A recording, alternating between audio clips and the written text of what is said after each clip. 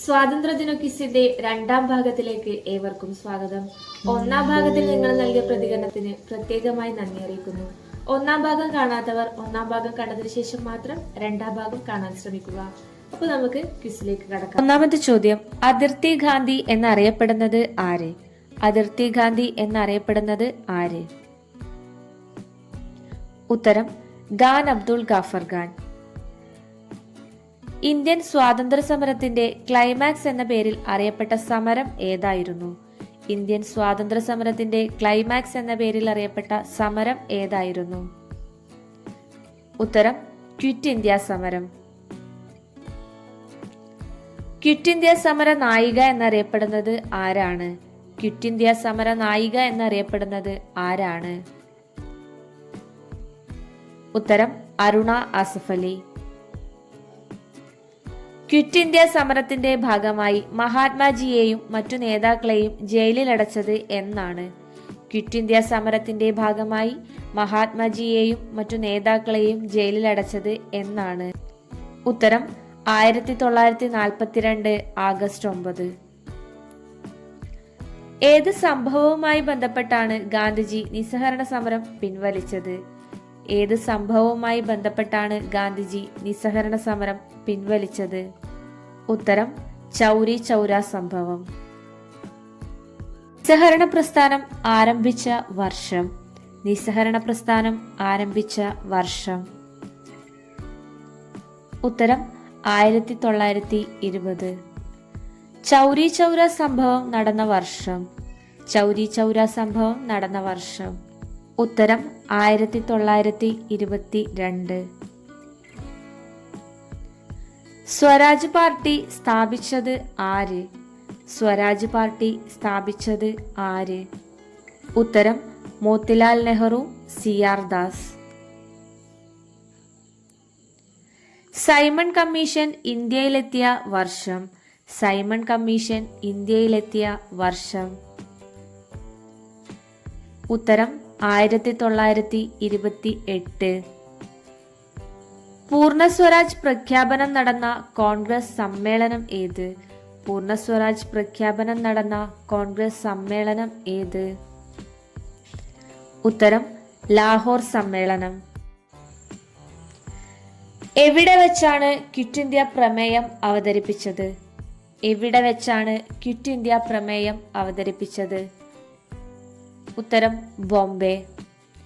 Quit India സമരകാലത്ത് Gandhiji നൽകിയ ആഹ്വാനം എന്തായിരുന്നു? ക്വിറ്റ് ഇന്ത്യ സമരകാലത്ത് ഗാന്ധിജി നൽകിയ ആഹ്വാനം എന്തായിരുന്നു? പ്രവർത്തിക്കുക അല്ലെങ്കിൽ മരിക്കുക. ക്വിറ്റ് ഇന്ത്യ എന്ന വാക്കിന്റെ അർത്ഥം എന്താണ്? ക്വിറ്റ് ഇന്ത്യ എന്ന വാക്കിന്റെ അർത്ഥം എന്താണ്? ഉത്തരം ബ്രിട്ടീഷുകാർ ഇന്ത്യ വിട്ടു പോവുക.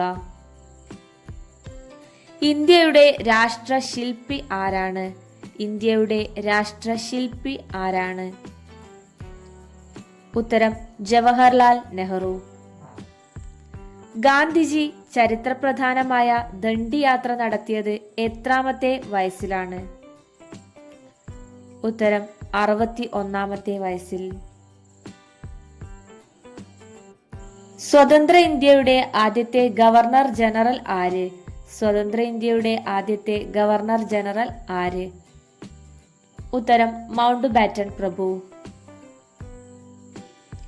സ്വതന്ത്ര ഇന്ത്യയുടെ ആദ്യത്തെ ഇന്ത്യൻ ഗവർണർ ജനറൽ ആര്?